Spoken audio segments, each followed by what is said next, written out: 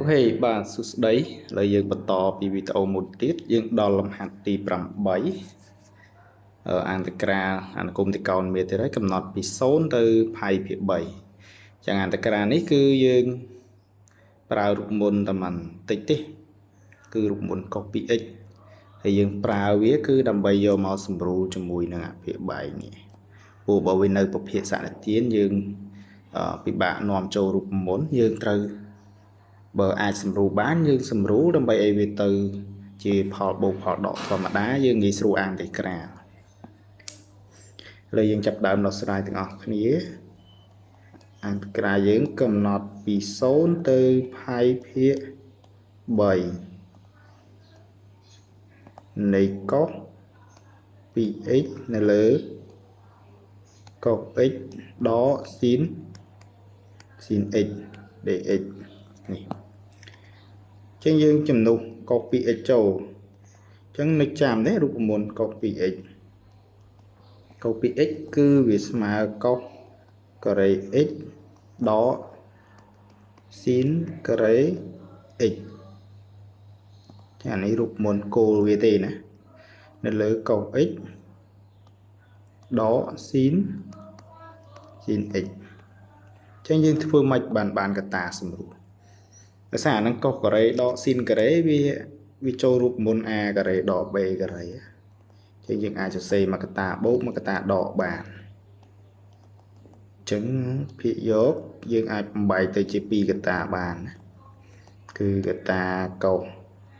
x ដក sin x ហើយនឹងកតាកុស x បូក sin x នេះហើយភាគបែងគឺនៅដដែលគឺកុស x ដក sin x đây x ហ្នឹងតែអញ្ចឹងយើងប្រកាសជាសម្រួលបានហើយនេះសម្រួលតាកុស x ដក sin x ជាគ្នាចោលចឹងអាងតក្រាយើងគឺនៅសល់ត្រឹមតែ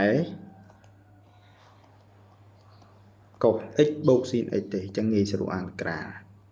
កុស x បូកឲ្យ sin x dx គេណាហើយអានតក្រាកុសយើងប្រើរូបមន្តធម្មតាអានតក្រាកុសគឺចេញ sin ដល់ពេលអានតក្រា sin គឺចេញដកកុស x នេះកំណត់ពី0ទៅផាយភាគ3អញ្ចឹងលើយើងដល់វគ្គជំនួសហើយយើងជំនួសគោលលើមុនណាគឺ sin ផាយភាគ3ដកកុសផាយភាគ3ហើយបានដកកតា sin 0ដកឲ្យកុស0អូខេអញ្ចឹង sin ផាយភាគ3គឺរឹស3នៅលើ2ហើយកុសផាយភាគ3គឺ1លើ2ដកកតា sin 0គឺ0ហើយកុស0គឺ1អញ្ចឹងស្មើរឹស3លើ2ជាស្រេចរឹស3លើ2ណា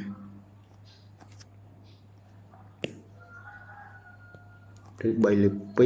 ដក1លើ2អានេះគុណសញ្ញាដកចូលទៅវាបានបូក1អញ្ចឹងចម្លើយចុងក្រោយគឺវាចេញឬ3បូក1នៅលើ2នេះជាចម្លើយចុងក្រោយបងបានយើងអូខេវីដេអូនេះមានប៉ុណ្្នឹងតែចប់ហើយ